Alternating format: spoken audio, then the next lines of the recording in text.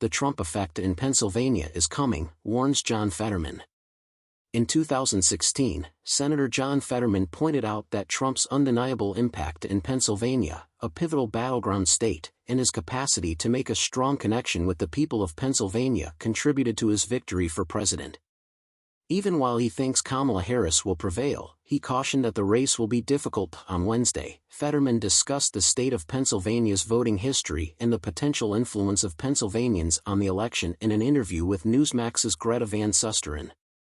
Political predictions site 270 Towin reports that Pennsylvania, which has 19 electoral votes, has been a close race in the past, but has voted Democratic in the 6 elections leading up to 2016.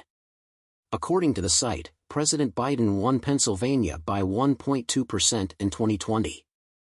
Fetterman mentioned that he thinks the campaign would be tight this time, but he feels that winning counties like Erie and Bucks will solidify either candidate's presidency. According to Fetterman, I fundamentally believe that whoever can carry their argument and win Erie will win Pennsylvania. And I do think the next president will be the person who wins Pennsylvania. Fetterman continued, I fundamentally believe that Governor Walz will be the kind of guy that will resonate there much more than my colleague in the Senate, Senator Vance. Fetterman, a Democrat who has been a senator since 2023, was formerly the lieutenant governor of Pennsylvania from 2019 to 2023 and the mayor of Braddock, Pennsylvania, from 2006 to 2019. Fetterman was an insurance agent and AmeriCorps employee before entering politics. He rose to political fame as the most pro-immigration member of the Senate, according to Politico, and for his work on prison reform and Pennsylvania's cannabis legalization. In 2022, he defeated the Republican candidate for the Senate, Mehmet Oz, who is more famous as Dr. Oz, on television and in the medical field.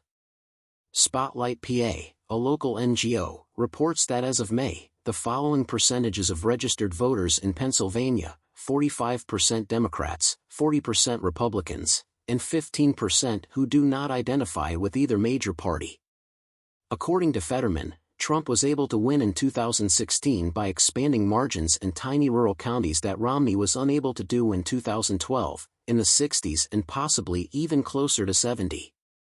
However, Trump continued doing so well into the 80s, which helped him garner enough support to win by a razor-thin margin of 45,000 votes. Fetterman stated that, following the last 4 years of Trump's presidency, the question of whether or not Pennsylvanians desire another term of Trump comes down to a simple question of whether or not they want health care, immigration, or inflation.